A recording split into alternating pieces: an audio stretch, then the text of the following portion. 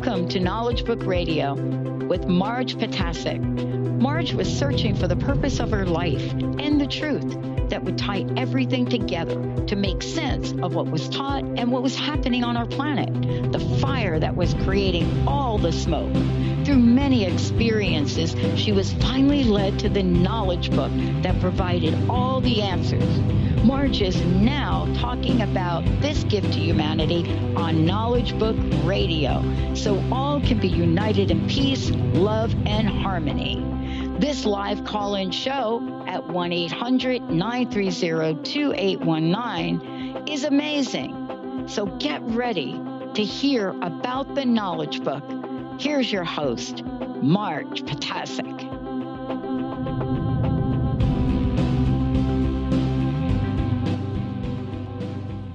Hello, everyone. I'm Marge Ptaszek, and you are listening to the Knowledge Book Radio with Marge Ptaszek on Transformation Talk Radio.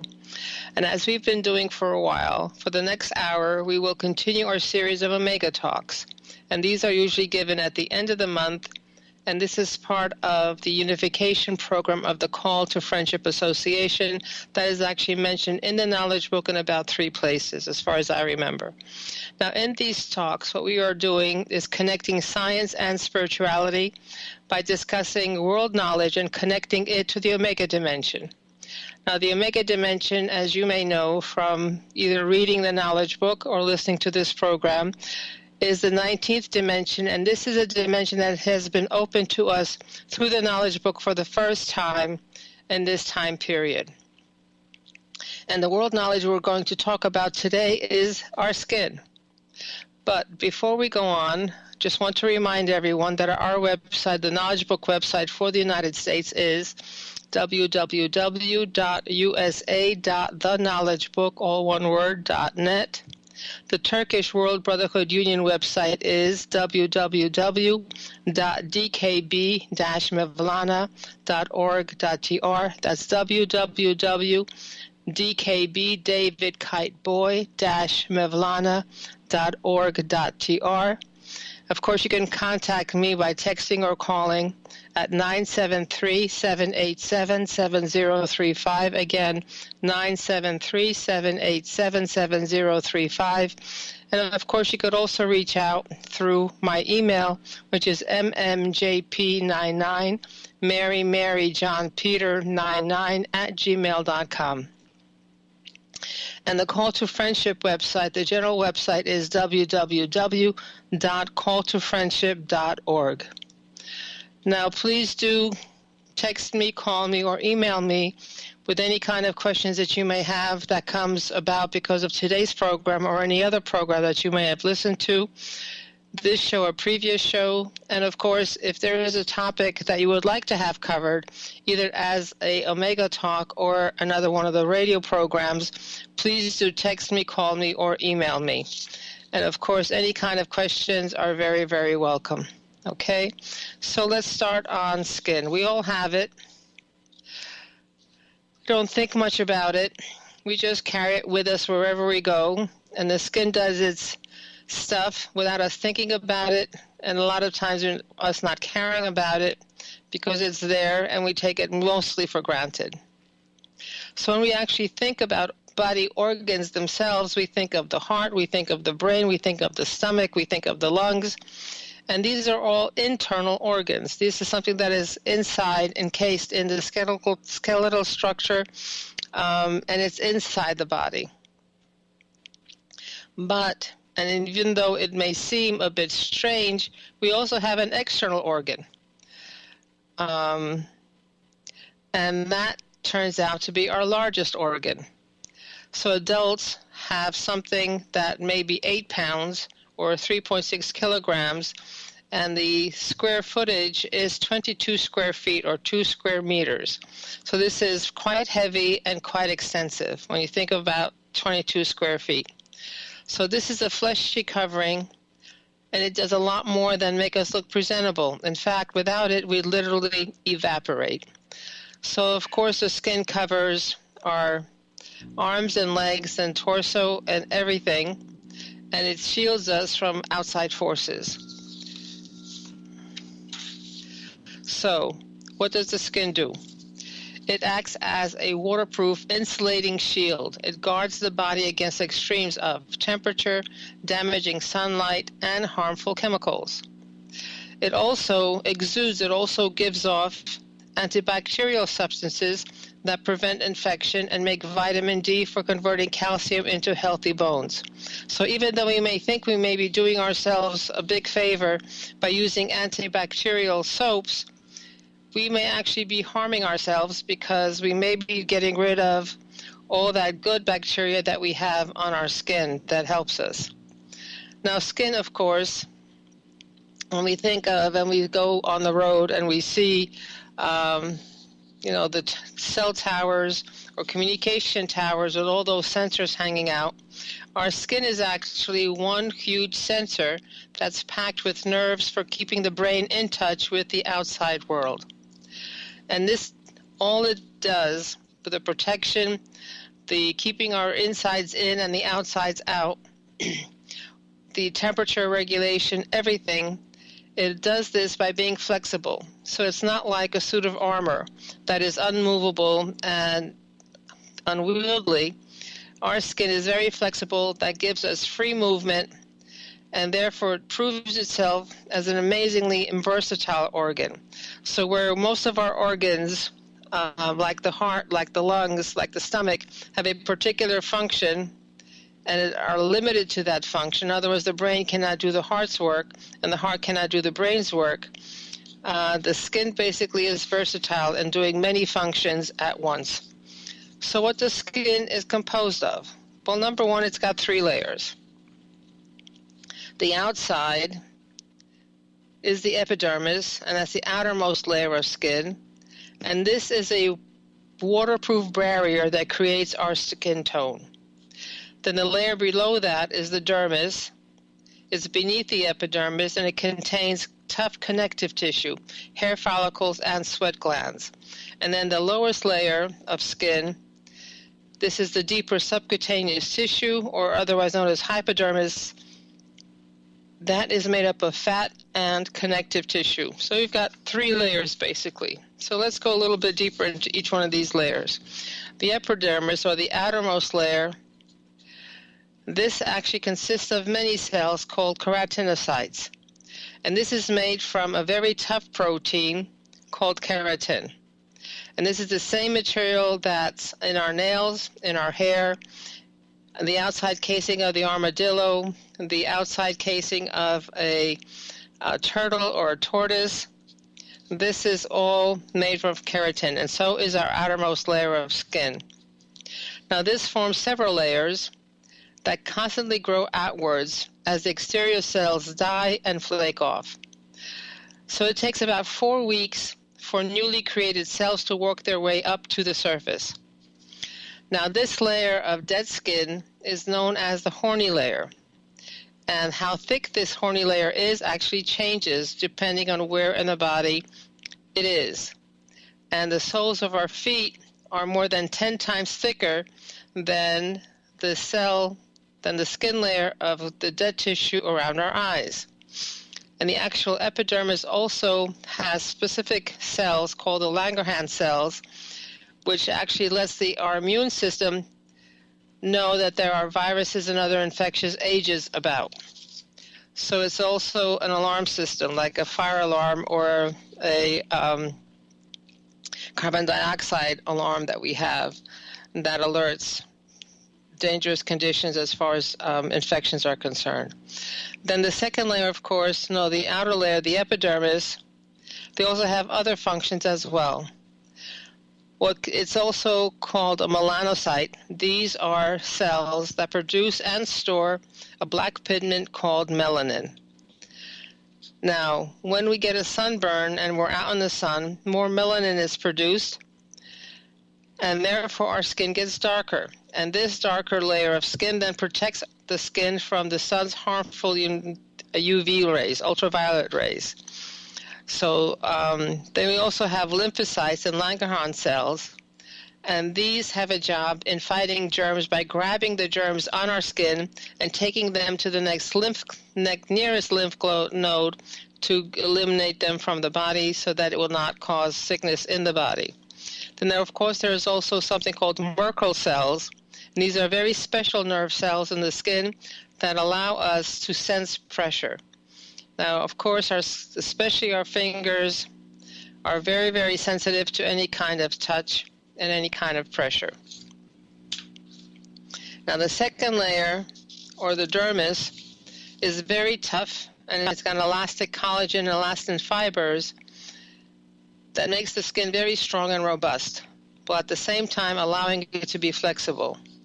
So they're basically inside that skin layer like a crisscross, all kinds of V-shaped, long, thin cells that connect everything. And this is part of what we lose as we age, because the collagen and elastin fibers start to not be as effective, and therefore the skin starts to sag and drag over our face and wherever.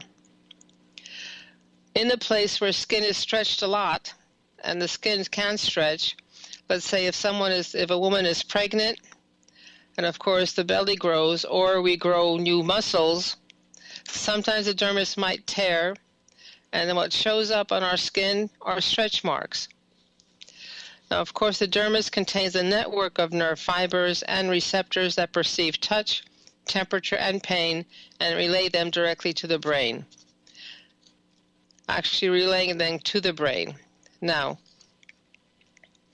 some nerve connections are made directly to the brain so that when we, let's say, touch a very hot thing or a very cold thing, the muscle immediately reacts and pulls our hand away from the danger, and because it would take a lot longer for the signal to go to our brain and then from our brain to our hand to snatch it away. So there are very specific cells that allow immediate reaction to fire and extreme cold. Skin also contains very small blood vessels called capillaries, and that allows us to be able to regulate our body temperature and allow nutrients and oxygen in the blood to pass from the capillaries into the cell, thereby feeding them and being able for everything to be hydrated, for everything to work properly. Now, of course, the bottom layer, or the hypodermis, also called the subcutis, or the subcutaneous layer, that's the furthest into the skin layer of the skin. Now, this is mostly made up of fat and connective tissue. Now, in the subcutis, between the folds of dermis that bulge into it, there are tiny cavities. And these cavities are filled with storage tissue made up of fat and water. Now, fat, of course, acts as a shock absorber, and it protects bones and joints from blows or bumps. And also, this fat cells serves as an insulation. Besides this, the fat cells also produce hormones. One of these hormones is vitamin D, and this vitamin D is actually an essential vitamin that is made when the skin is exposed to sunlight. So when you're actually exercising and sweating in the presence of sunlight, you're producing sweat, and that sweat contains vitamin D, and that allows any calcium that you have ingested to be able to be then used and built into bones wherever that bone is needed. Now, there are some facts that maybe we don't know, or something new that we haven't heard about as far as the skin. So the skin color, of course, is determined by cells in the epidermis, the outermost layer. Now, the cells that we've covered before, called melanocytes, they secrete a pigmented substance called melanin, and the more the melanin there is in the cells, the darker the skin is. You could have too little or too much melanin, and this, of course, leads to skin disorders or skin discolorations. On one side of the spectrum are conditions like vitiligo, which occurs when some melanocytes lose the ability to produce melanin, and that results in whitish patches on the skin. And albinism, which is a condition in which melanocytes don't produce any melanin at all.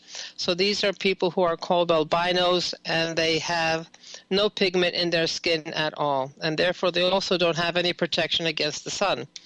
And even their eyes need to be protected on a regular basis because their eyes are very sensitive to light. And of course, on the other end of the spectrum is hyperpigmentation. This is where you have too much melanin and you'll see large patches of dark skin. Now, did you also know that white skin appeared just about 2,000 to 50,000 years ago, as the original dark-skinned humans migrated to colder climes and lost much of their melanin pigment? Albinos, people who lack melanin, are often cast as movie villains, as seen in the Da Vinci Code, Die Another Day, and The Matrix Reloaded. Robert Lima of Penn State suggests that people associate pale-skinned albinos with vampires and other mythical creatures of the night. Because we are so unused to seeing a person with no color in their skin, it seems very unusual to us, so we associate these with something that's strange and weird. Now, did you also know that your skin could weigh more than 20 pounds? And it accounts for maybe 15% of your body weight. Now, based on that calculation and the data from the Centers for Disease Control and Prevention, an average American woman that weighs 168 pounds carries more than 25 pounds of skin. And the average man that weighs about 195 pounds will have nearly 30 pounds of skin. And if someone has lost a tremendous amount of weight, there'll be lots and lots of skin just hanging loosely on the bottom. And sometimes when people undergo an operation to remove that skin removal may be over 100 pounds that is being taken off. Now, do we also know that our skin renews itself every 28 to 30 days? The new cells that are created deep in the layer of the skin rise to the surface, and it takes them about 4 weeks to rise to the surface. And then, when they rise to the surface, the cells grow hard, and eventually they get shed. And this process, in which old skin is sloughed off and replaced by newer skin, might occur more than 1,000 times over the average American's lifespan. But all skin is not created equal. Its thickness varies naturally among all the areas of the body. Thickness can also be affected by age, gender, and habits, like smoking, that can change the cell's elasticity and other traits. The skin on the soles of the feet is up to 7 times thicker than the skin on your eyelids. When you think about it, we need to have very, very thick soles and very thick skin on the soles of the feet because we're constantly on our feet, and we do not want that skin to split. Okay, now, this is an interesting fact. If our skin cells are shed every month, then why do tattoos stick around and become very difficult to remove even, 20, 30, 40 years later? Well, that turns out to be a function of the immune system. When the tattoo needle punctures the skin, it causes inflammation in the dermis. This is the skin's middle layer. And in response, up come the white blood cells known as macrophages to help heal the damage.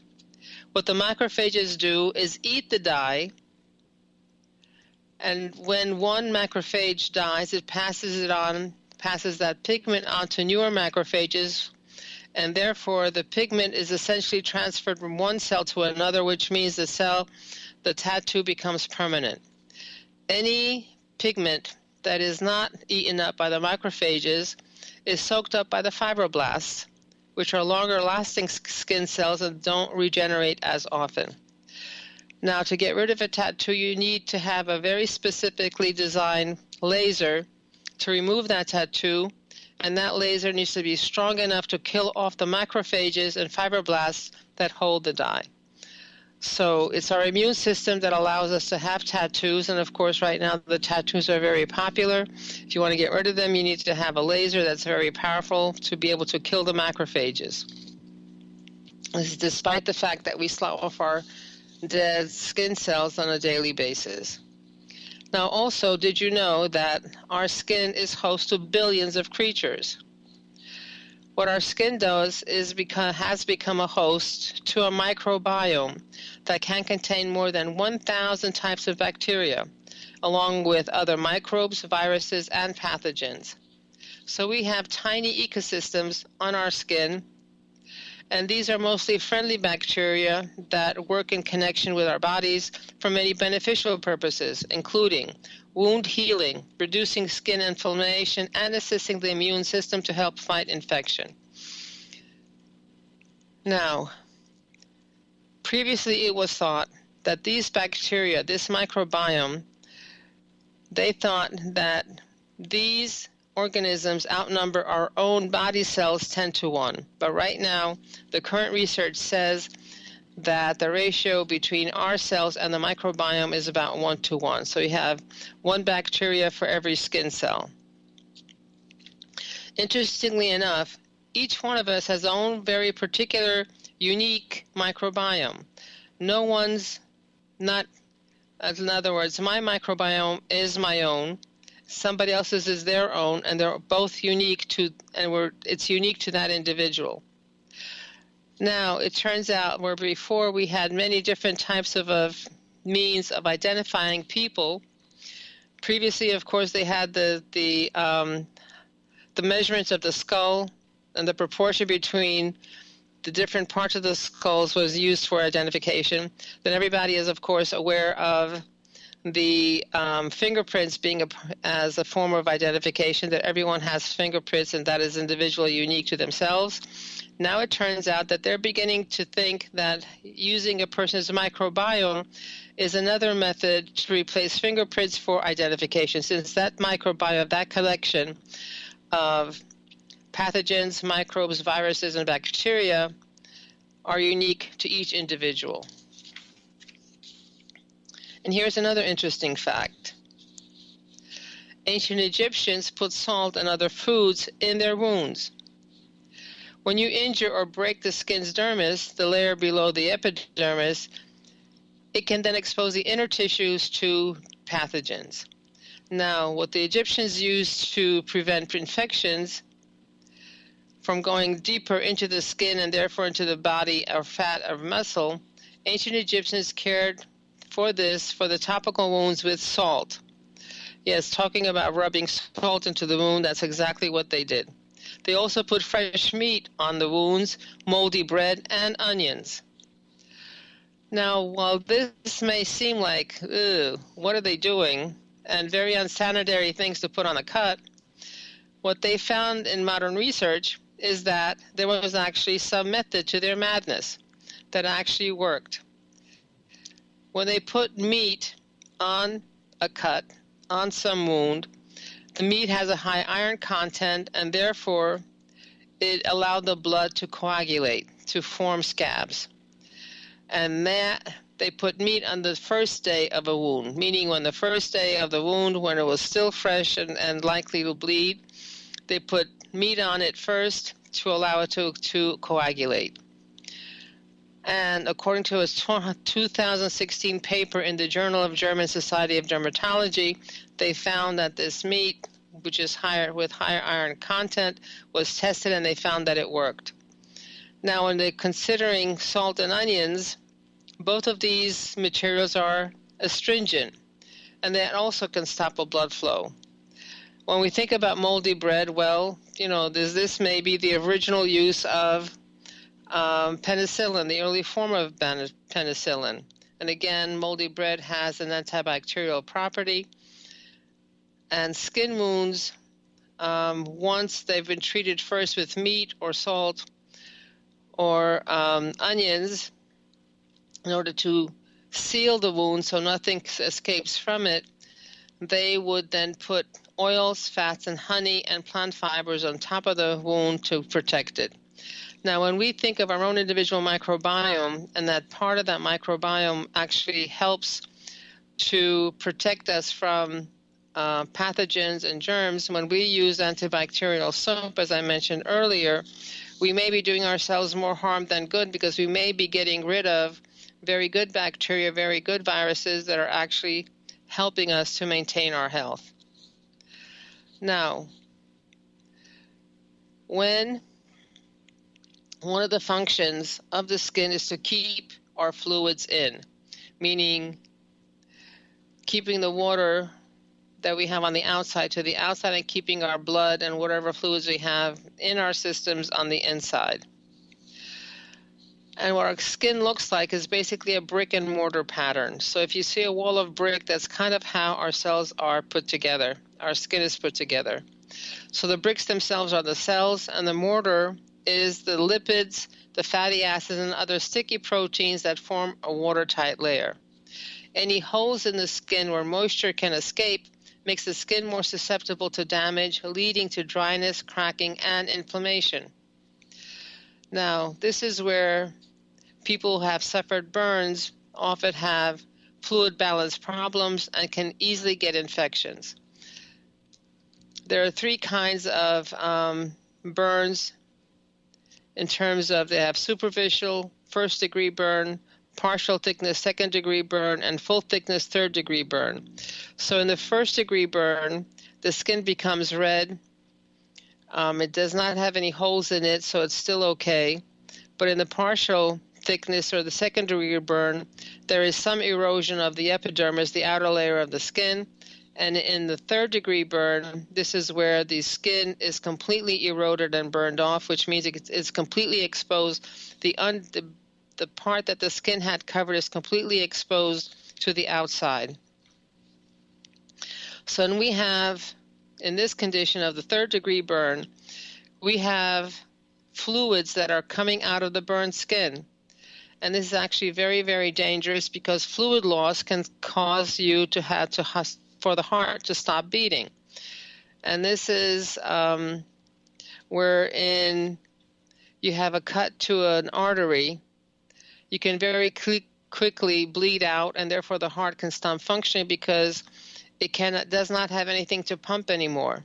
So if we have a loss of fluid, could also cause the heart to stop beating. And this loss of fluid is usually prevented by our skin layer, but in the case of the third-degree burn, that is not possible, and that's why any kind of treatment for third-degree burn usually consists of some kind of fake skin, some kind of fake cover to allow the skin to be covered and to allow the body to be covered and not allow the fluids to come out and the germs not to come in. And the worst danger, of course, to third-degree burns is fluid loss and infections. Now, did you also know that certain skin conditions could also put you at greater risk for other diseases? Now, psoriasis has now been identified as an autoimmune condition in which the skin cells in an affected area grow rapidly, leading to excess skin buildup, inflammation, and a red and scaly rash. Now, of course, living with this kind of condition can be and is uncomfortable to live with on its own, but studies have now also shown that inflammation of the skin can lead to inflammation of other tissues and internal organs, and eventually certain diseases. So, for example, psoriasis has been linked to a greater risk of heart disease, diabetes, Crohn's disease, metabolic syndrome, and other conditions thought to be correlated with inflammation. So if you have psoriasis, it's probably a good idea to see what's going on with the rest of your body to see anything else has been affected. Now, of course, anyone who lives in a colder climate or even in warmer climates, we notice in the winter that we need to put additional moisturizers on our lower legs because our lower legs get so dry. So why does this happen? And there's a biological reason for that, because in that region of the body, there are fewer oil glands on our legs and lower legs than any other area of the body. Oil glands found near the dermis border with the epidermis secrete sebum that lubricates skin and hair. And as people age, the glands secrete less oil, and that also means drier skin.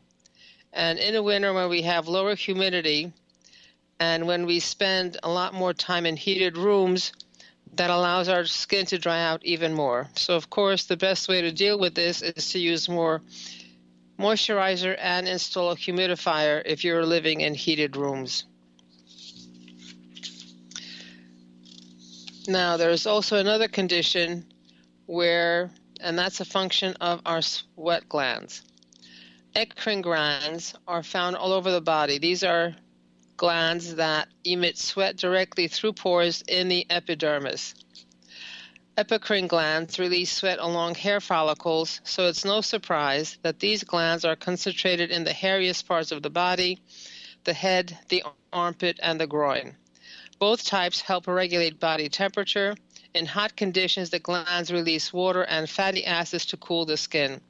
Now, people who don't have enough sweat glands or no sweat glands, they cannot properly cool off and therefore are prone to heat stroke. So people need to be very careful, even if you have enough sweat glands. But if you're in an extremely warm area or very hot weather, we got to be careful that if we stop sweating, that also means that we need to make sure that we're not undergoing a heat stroke at that time. And here's an interesting fact, at least for me, that the bacteria and the organisms that we have in our gut, in our small intestine, and all those organisms that are on our skin are symbiotic, which means they're mutually beneficial to each other. Now, of course, the bacteria in our gut, in our intestines, and the bacteria on our skin never come into direct contact with one another. However, recent research has shown that the gut has a profound impact on the skin. The skin becomes very unhealthy when the good bacteria microbiome of the gut gets attacked by something. According to the study done by Gregory Maguire, PhD, a former professor of neuroscience at the University of California, San Diego. Now, of course, you can attack your gut bacteria by antibiotics, which means if you're upset there, you may upset something else somewhere else. So if you have taken antibiotics and then you find that inflammation, irritation, rashes, and pain come about, that is due to the fact that you've disrupted the gut bacteria.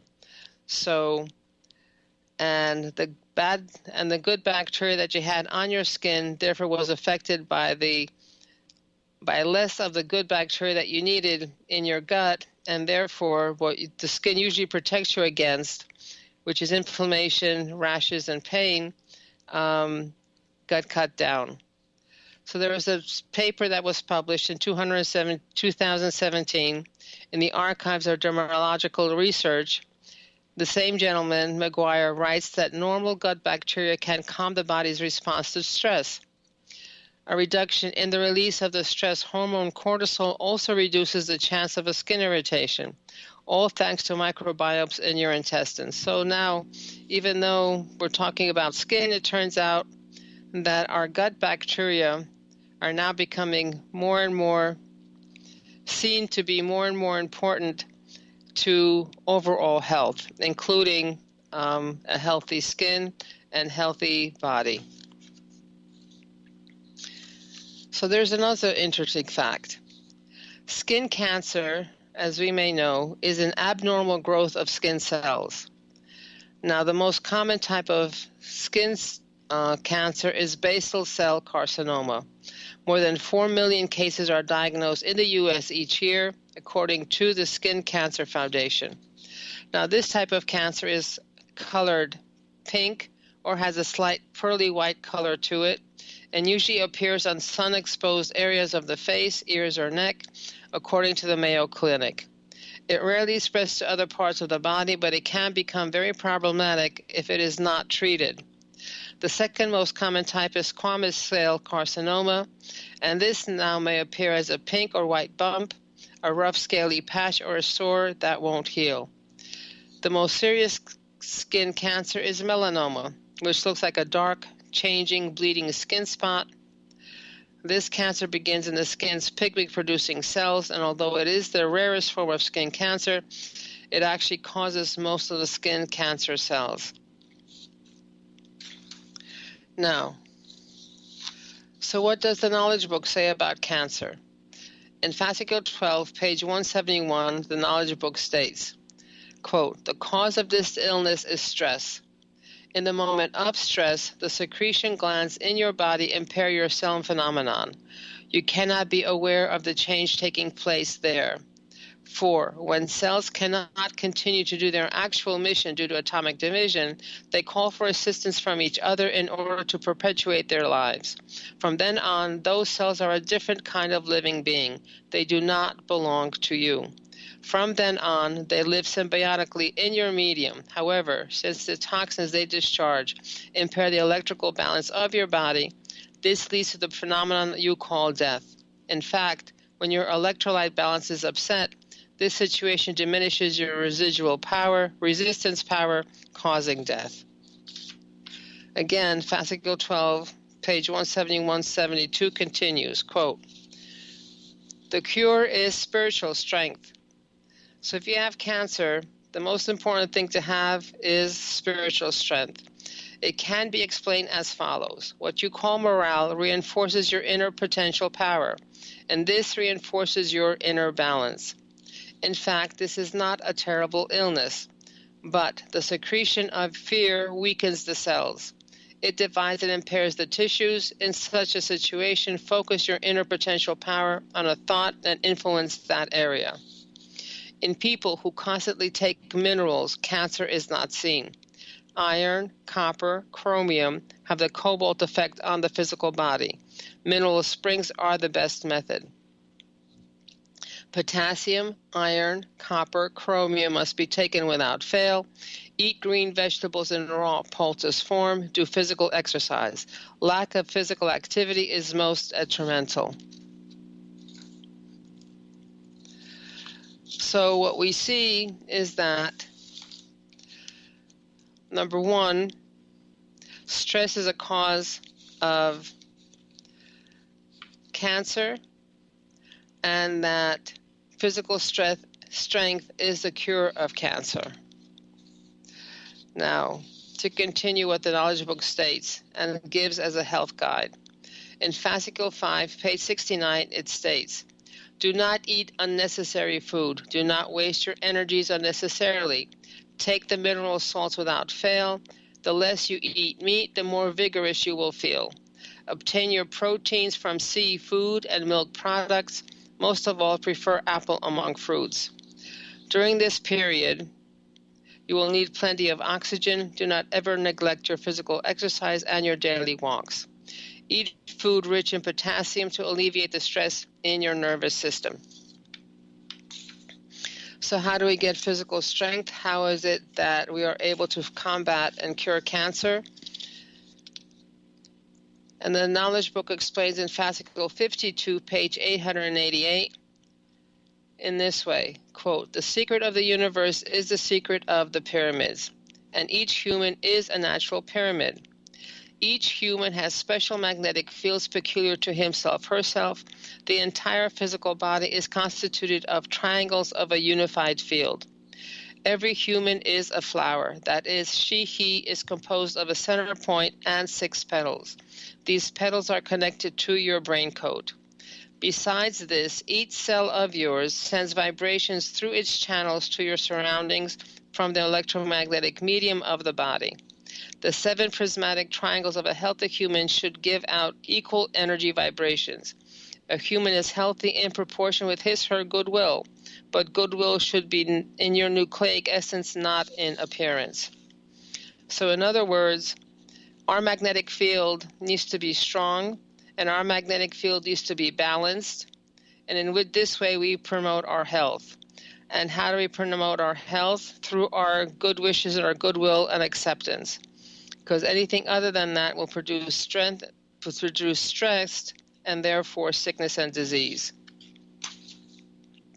And if we are afraid, that of course cuts us down, because we are not able to fight off anything that we need to fight off. Now, there are some other facts that I think we need to cover about skin, and that there are at least 5 types of receptors in the skin that respond to pain and to touch. One experiment revealed that touch receptors that are concentrated in the fingertips and palms, lips, and tongue respond to a pressure of just 20 milligrams. Now, that's the weight of about a fly, which is, of course, no weight at all. Some of the nerves in our skin are directly connected to muscles instead of the brain, sending signals through the spinal cord to react more quickly to heat, pain, etc. So this is where the skin nerves are directly connected to the brain, because otherwise, if the signal had to go to our brain first, and then the brain had to send signals to retract your body part, then it would take longer, and therefore that body part would be hurt already. Now, interesting also is that in blind people, the brain's visual cortex is rewired to respond to stimuli received through touch and hearing. So the blind people actually are using their visual cortex to see the world through touch and sound. Now here's an interesting fact. An average person has about 300 million skin cells, and a single square inch of skin has about 19 million cells and up to 300 sweat glands. Our skin sheds 50,000 cells every minute, and that amounts to about 9 pounds per year. So when you think of how light the skin is, we shed 9 pounds of skin every year. And some sources estimate that more than half of the dust in our home is dead skin. And when you think about the entire planet, dead skin basically makes up about 1 billion tons of dust in the Earth's atmosphere. So there's about 1 billion tons of dust in the Earth's atmosphere that's composed of dead skin cells, and we are actually breathing this in and day out. Now, did you know that fetuses develop fingerprints in the 3rd month of pregnancy? Some people never develop fingerprints at all. And this is a rare genetic defect that basically leave carriers without any identifying ridges on their skin. Now, why are fingerprints there? Science has the belief that fingerprints actually increase friction and help to grip objects. Interestingly enough, New World monkeys have similar prints on their undersides of their tails, and they then are able to better grasp the branches when they're swinging from branch to branch. And so far, through science, we've become aware that only a few non-human animals have unique fingerprints. So those animals that have unique fingerprints are gorillas, chimpanzees, and koala bears. And interestingly enough, the fingerprints of koalas are so similar to humans that even experts have trouble telling them apart. Look up on the internet koala fingerprints. It's very interesting to see how actually similar they are. Now, even at its thickest point, our skin is on average only about 2 millimeters thick. That's 5/64 of an inch, or 0.0781 of an inch. As we've covered so far, skin has a lot of different functions. It is a stable but flexible outer covering that acts as a barrier, protecting your body from harmful things in the outside world, such as moisture, the cold, and sun rays, as well as germs and toxic substances. Just looking at someone's skin can tell you a lot, for instance, about their age and health. Changes in skin color or structure can also be a sign of a medical condition. However, sadly, people have used this outer casing as a measuring stick for human high-level functions like intelligence, capacity, work ethic, etc., and have created separation and segregation and prejudice.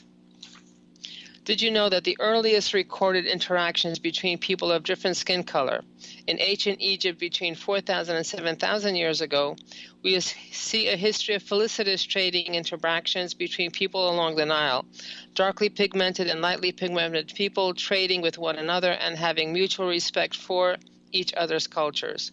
The earliest recorded history of interactions between peoples of different color, we don't see any prejudicial interaction going on, but simply an acknowledgement of difference.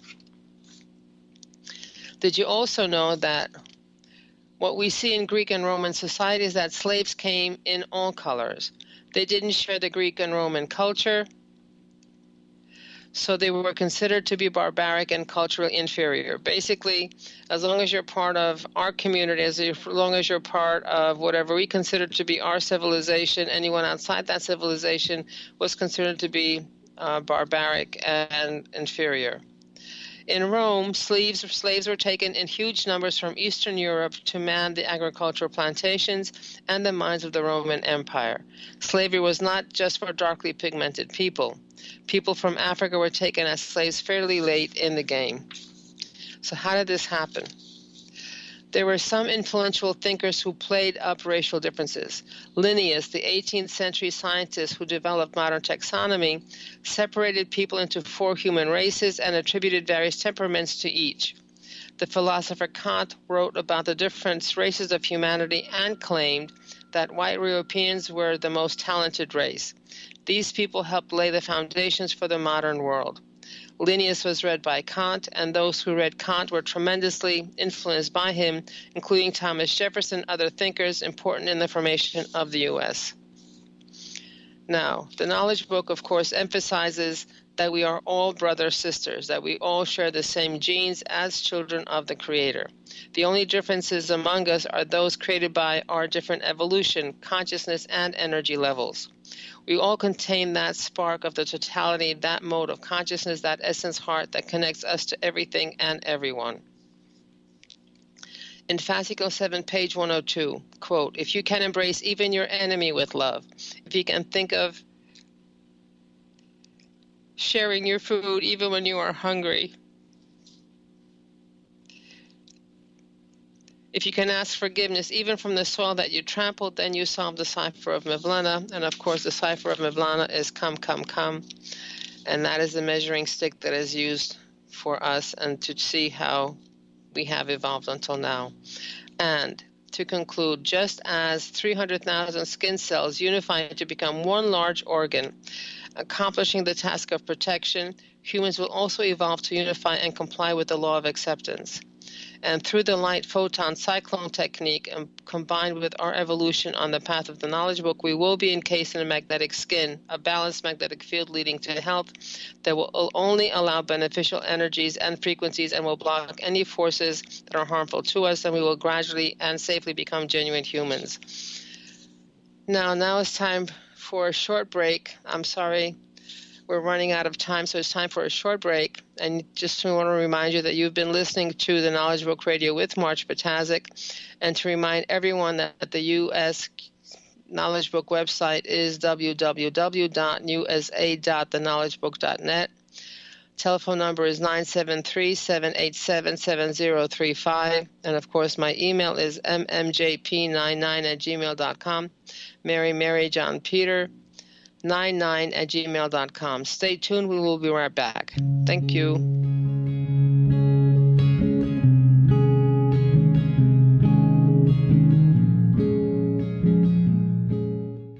Tune in to Knowledge Book Radio with host Marge Ptaszek each Tuesday at 1 p.m. Pacific, 4 p.m. Eastern on TransformationTalkRadio.com. Through many experiences, Marge was led to the Knowledge Book, a gift to humanity in its transition to the Golden Age, and it provided the truth and the answers. She now shares information from the Knowledge Book with you each week on TransformationTalkRadio.com. For more information, visit usa.theknowledgebook.net. To find answers to life's questions, you need to look within yourself. Dr. Glenna Rice brings your questionable conversations on Transformation Talk Radio each month. Tune in each month for insight into how you can live up to your full potential. Dr. Glenna is a physical therapist, certified Access Consciousness, and Access Body Class Facilitator. How does it get any better than this? For more information on Dr. Glenna Rice and her work, visit glennarice.com.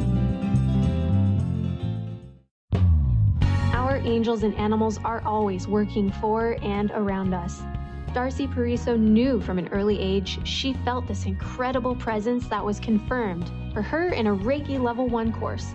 From then on, she has honed her skills and dedicated her talents to providing answers, inspiration, and tools for people to move past limiting blocks and past traumas to truly live a life of happiness. For more information about working with Darcy, visit darcypariso.com. What is a brilliant culture, and how do we create them? Why are they important? Claudette Rowley has created a breakthrough 5-step process to help you align your culture with your business strategy for exceptional results. Looking for a culture that drives organizational excellence? Listen to Cultural Brilliance Radio, the second and fourth Friday of each month at 10 a.m. Pacific and 1 p.m. Eastern on Transformation Talk Radio. To learn more or work with Claudette, visit culturalbrilliance.com.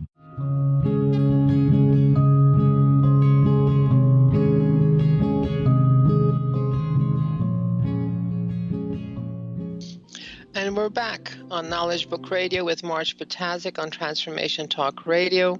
Just a quick reminder, U.S. website www.usa.theknowledgebook.net. Telephone number 973-787-7035 for calling or texting with questions, comments, suggestions for new topics, or anything that you want to talk about. And of course, my email is mmjp99@gmail.com, Mary John Peter at gmail.com. So it kind of took off a lot of time, so we're running out of time actually this time. So I just want to summarize in this way. Cancer, according to the Knowledge Book, is caused by stress, and actually that is verified by science and is verified by research and experiments. And the fact that the Knowledge Book tells us that our well-being, our sunny disposition, our positive attitude actually reinforces our immune system and allows our immune system to basically get rid of anything that is not needed by the body that is harmful to the body. So positive attitude. What is a positive attitude? It is lack of negativity. And as long as you are in the law of acceptance, and the law of acceptance, of course, that we've covered in another, portion of this radio show, the law of acceptance is, in the law of acceptance, everything is positive. So no matter what happens, how it happens, what it looks like, we may think that it is negative, and we may think that something is bad happening. Everything actually has a purpose. Everything has a reason why it's happening.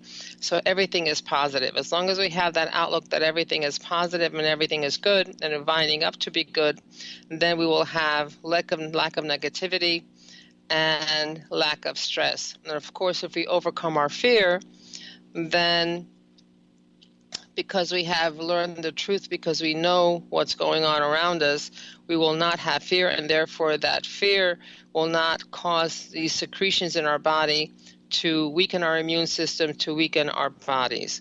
Now, how do we build a magnetic field to be a strong magnetic field? As the Knowledge Book says, we are a flower, and our 7 petals of the magnetic field needs to be balanced.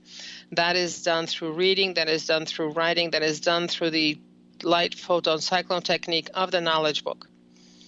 Now, of course, the light photon cyclone technique, what it does is basically become our outer skin.